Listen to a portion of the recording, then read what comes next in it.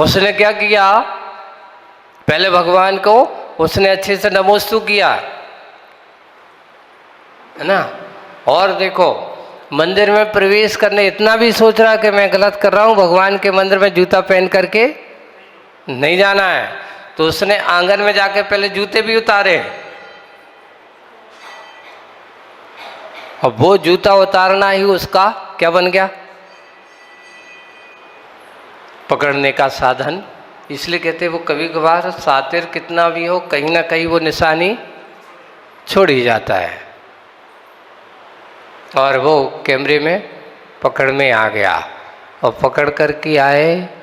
तो इसलिए पाप को कितना भी फलीभूत करने की कोशिश करो, वो कभी फलीभूत होता तो है, लेकिन उसका परिणाम अच्छा ही मिले ऐसा कोई जरूरी नहीं है।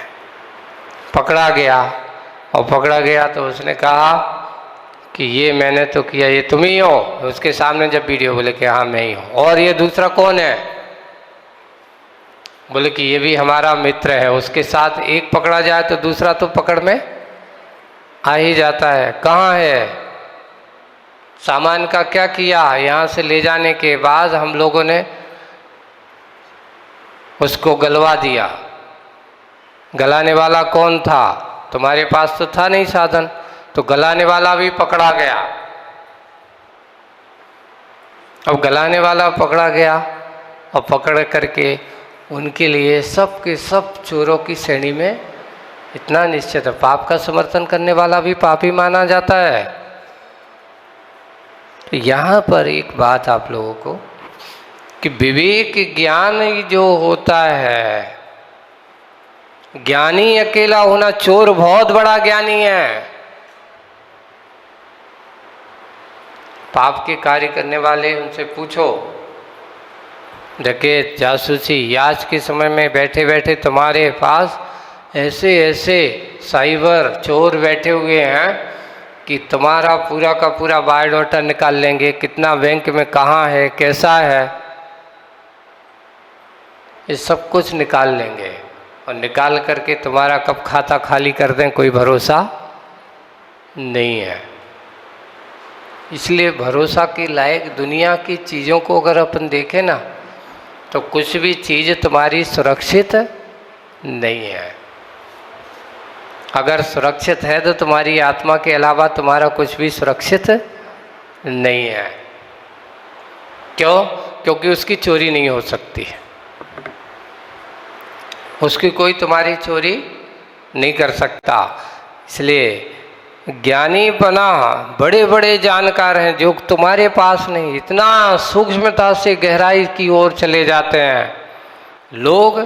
अभी एक कुछ दिन पहले ही समाचार पढ़ रहा था कि कुछ बच्चों ने पढ़ाई लिखाई करने के बाद कुछ काम नहीं, मोबाइल में ले लिया है, और मोबाइल से ही सारा का सारा कार्य किसके खाते में कहाँ कैसा क्या, इस प्रकार टेक्नोलॉजी का उपयोग करके दिन भर सिर्फ उसी कार्य में दो चार से ऐसे 10-20 आदमी, ऐसे हजारों आदमियों में से 2-4 आदमी तो मिल ही जाते जो बुद्धू प्रलोभन के चक्कर में आए तो बुद्धू बन ही जाते हैं।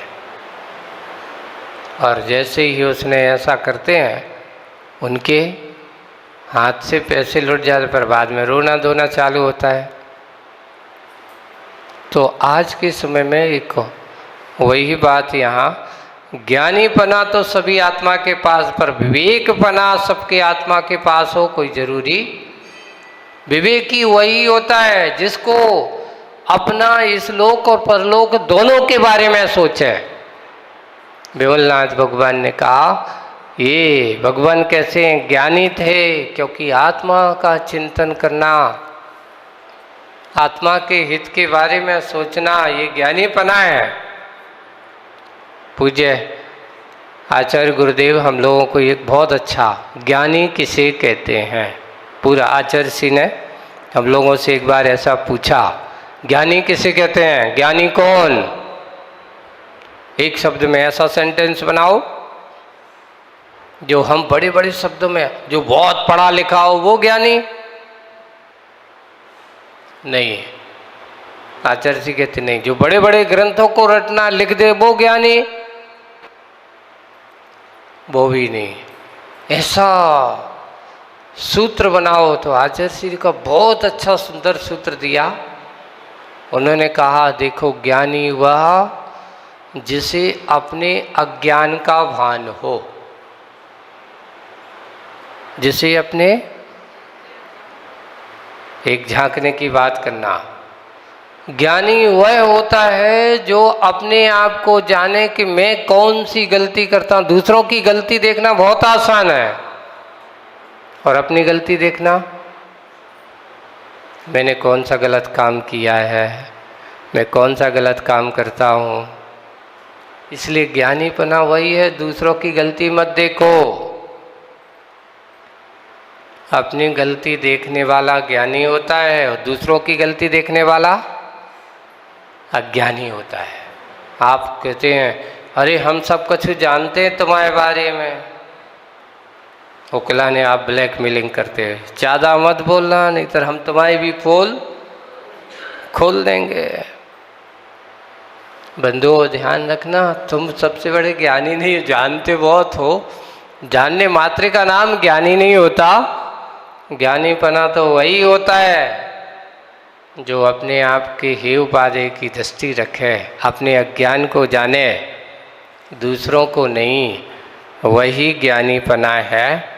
तो पूज्य आचार्य भगवान का ये सूत्र है, अपने अज्ञान का भान जिसको होता है उसका नाम ज्ञानी है। अपने अज्ञान का परिचय प्राप्त करो। विवेक ज्ञानी कभी भी दूसरों को नहीं देखता। विवेक ज्ञानी सदा अपने आप को झांकता है। वो सोचता है मैं ये काम कर रहा हूँ, इससे मेरा हित है कि नहीं है, मैं ऐसा काम करूँगा इससे मेरा अच्छा होगा कि बुरा होगा। ये बात यहाँ सोचना। परम स्वरूपी, देखो आत्मा के स्वरूप को चिंतन करना, इसका नाम ध्यान है। दूसरों को जानना ज्ञान है ना। हे उपाधि की दृष्टि रखना विवेक ज्ञान है, विवेक है। लेकिन जब इसको जान करके अपने आत्म स्वरूप का चिंतन करने का नाम सो ध्यान है। दूसरों को चिंतन नहीं करना, दूसरों की चिंता नहीं करना, अपने आप का चिंतन करना। आत्मस्वरूपम ध्यानम, आत्मस्वरूप में जो होता है वो ध्यानी है। व्रती, जो हमेशा व्रत को धारण करे सो उसका नाम। व्रत कौन से हैं? तो उसने कहा अव्रत कौन से, पहले ये बताओ। तो हिंसा, झूठ, चोरी, कुशील, परिग्रह, ये सब क्या है? ये अव्रत है। और इन 5 पापों का जो त्याग कर देता है वो कौन है? व्रती है। अब इन 5 पापों का त्याग करना हंसी खेले। इसलिए अपने मुनि महाराजों को आप क्या कहते? महाव्रती। आपके मुनि महाराज कौन है? महाव्रती। और श्रावक लोग एक देश रूप से त्याग करते हैं तो उनको क्या बोलते हैं? अणुव्रती। जो 5 पापों को पूर्ण रूप से त्याग करते हैं वे महाव्रती। जो श्रावक गण एक देश रूप से इन 5 पापों का त्याग करते हैं सो वे अणुव्रती हैं। पर हमारे भगवान वे महाव्रती, महान व्रत को धारण करने वाले ऐसे व्रती हैं जिन्होंने प्राणी मात्र के लिए दो हितोपदेश दिया। सबके हित के बारे में सोचना ही हितोपदेशीपना है। और मिथ्यात्व घाती, मिथ्यात्व को नष्ट करने वाले ऐसे शिव सुख के भोजी हमेशा अपने शिव सुख अर्थात आत्मा के सुख के बारे में सोचना, उसके ही भागी होते हैं। ऐसे विमलनाथ भगवान की स्तुति यहाँ पर करते हुए चलते हैं अपन विमलनाथ भगवान का परिचय की ओर। कहाँ चलना है पर को? अब ऐसे विमलनाथ भगवान का व्यक्तित्व, उनका व्यक्तित्व कहाँ कैसा है, किस रूप में, कैसे, तो विमलनाथ बनने के पहले विमलनाथ भगवान ने तीर्थंकर प्रकृति का बंध कहाँ किया, वर्णन उनका मंगलाचरण करते हुए करते हैं। कहाँ उनका पूर्व भाव कहाँ था, तो पश्चिम धात की खंड में, पश्चिम धात की खंड। जैसे अपन कौन सी द्वीप में है, जम्मू द्वीप, इसके बाद फिर आएगा धात की खंड दूसरा, और फिर उसके बाद पुष्करार्ध, आधा पुष्कर, तो इसलिए 2.5 द्वीप हो जाता है। तो दूसरे द्वीप में, दूसरे द्वीप के कौन से, पश्चिम, पूरब नहीं पश्चिम, है ना, सामने पूरब है तो पीछे पश्चिम धात की खंड में, मेरु पर्वत से पश्चिम की ओर सीता नदी के तट पर, कौन से तट पर, सीता नदी के तट पर रम्यकवती नाम का देश है, रम्यकवती नाम का देश है। उसके महानगर में राजा पद्मसेन राज करते हैं। पूर्व उनका कौन सा है, जिनका नाम पद्मसेन है।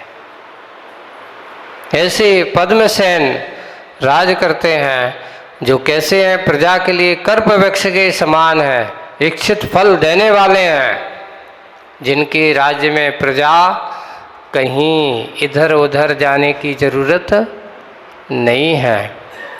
लिखा गया है, स्वदेश और परदेश के विभाग से कही हो नीति शास्त्र में, अर्थात निश्चय करने में, उस राजा का स्वदेश और परदेश के विभाग में कहे हुए नीति शास्त्र संबंधी अर्थ का निश्चय करने में, उस राजा का स्वदेश और परदेश चारित्र का उदाहरण ऐसा शास्त्र जानकार कहा करते थे। ऐसे अर्थ निश्चय करने में उस राजा का चरित्र, यानी उनके नाम से, कभी कभार कुछ व्यक्तियों के नाम ही काफ़ी होता है कि उनका नाम लेते ही कई आदमी विश्वास करते, चलो कोई बात नहीं, आप वहाँ से आओ, ये ले जाओ मुझे, क्योंकि वहाँ के उनसे पर मुझे बहुत भरोसा। इसलिए कहा, यहाँ जो लिख रहे हैं कि अर्थों का निश्चय करने में उस राजा का चरित्र उदाहरण रूप में था। शास्त्रों को जानकार भी कहा करते थे। ऐसे पद्मसेन राजा का व्यक्तित्व, जिनके बारे में कहा, शत्रुओं को नष्ट करने में और राज्य का अच्छे से धन अर्जन करने में उपभोग आदि करते हैं, करते हुए कुशलतापूर्वक राज्य कर रहे हैं। एक दिन राजा पद्मसेन ने पीतिंकर वन में स्वर्ग गुप्ती केवली के समीप, कौन से उनके यहाँ, उस राज्य में धात की खंड में पीतिंकर वन नाम है होगा, उस पीतंकर वन में स्वर्ण गुप्ती गुप्त नाम के केवली भगवान का आगमन होता है। स्वर्ण गुप्त नाम के केवली धर्म का स्वरूप जाना, और जैसे ही केवली आए, राजा को पता चला, राजा उन भगवान के चरणों में पहुंच करके उनकी दिव्य ध्वनि, उनकी वाणी को सुना, धर्म के स्वरूप को जाना, और उन्होंने उसे यही भी जाना कि हमारे सिर पर 2 आगामी भव बाकी रह गए हैं। एक नहीं, कितने भव रह गया? उन्होंने कह दिया कि देखो तू भव्य आत्मा है, अब तेरे ज़्यादा भव नहीं है, 2 आगामी भव रह गए हैं। उसी समय उन्होंने ऐसा उत्सव मनाया मानो जैसे वो तीर्थंकर हो गए हों। यहाँ लिखा है उन्होंने, ऐसा जब उन्होंने कहा उन केवली भगवान ने, तो उसको इतना आनंद हुआ, इतना आनंद हुआ, जैसे मैं कि आज ही क्या बन गया हूँ, तीर्थंकर बन गया हूँ।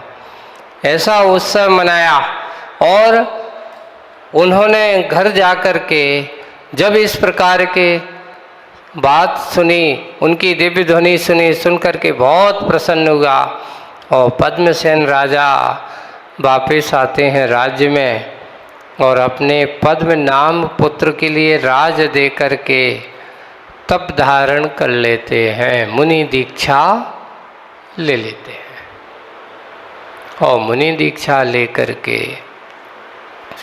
विशेष 11 अंग का अध्ययन करना, उनका दृढ़ प्रत्यय किया, दर्शन विशुद्धि आदि 16 कारण भावनाओं को भाया और उसका प्रतिफल ये हुआ कि उसी मुनि अवस्था में पद्मसेन राजा ने तीर्थंकर प्रकृति का क्या किया, बंद कर लिया। तीर्थंकर प्रकृति का बंद किया और बंद करके अपने मुनि व्रतों का पालन करते करते यथा योग समय के अनुसार विहार आदि करते हुए और आखिरकार करते करते जीवन का अंत समाधि मरण के साथ किया और समाधि मरण करके जाकर के सहस्रार नाम के 12वें स्वर्ग में,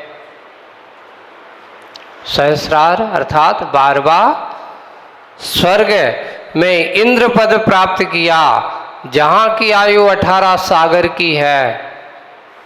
सहस्रार स्वर्ग की आयु कितनी है? 18 सागर की है। और जिनके शरीर की अवगाहना कितनी है? एक धनुष अर्थात 4 हाथ प्रमाण, एक धनुष कहो या 4 हाथ कहो, जिनके शरीर की अवगाहना है और द्रव्य और भाव से जगन्य शुक्ल लेस्या भी जिनके पास है, वहाँ पर 9 माह में एक बार श्वास लेता है, 18,000 वर्ष में एक बार मानसिक आहार करते हैं। और ऐसे वह अवधि ज्ञान का आधारी देव वहाँ से बैठे बैठे 4थी पृथ्वी तक अवधि ज्ञान से जो जानने की क्षमता रखते हैं, ऐसे वे सहस्रार स्वर्ग में जाकर के देव हो जाते हैं। आगे देव हो जाने के बाद चिरकाल तक पूरे 18 सागर की आयु का उपभोग वो कर रहे हैं। आगे करते करते अब स्वर्ग से यहाँ पर उनका आगमन होगा। किस रूप में होगा, कहाँ पर होगा, आगे की कथा पढ़ेंगे अपन बाद में। आज बस इतना ही। बोलिए परम पूज्य आचार्य गुरुवर श्री विद्यासागर जी महाराज।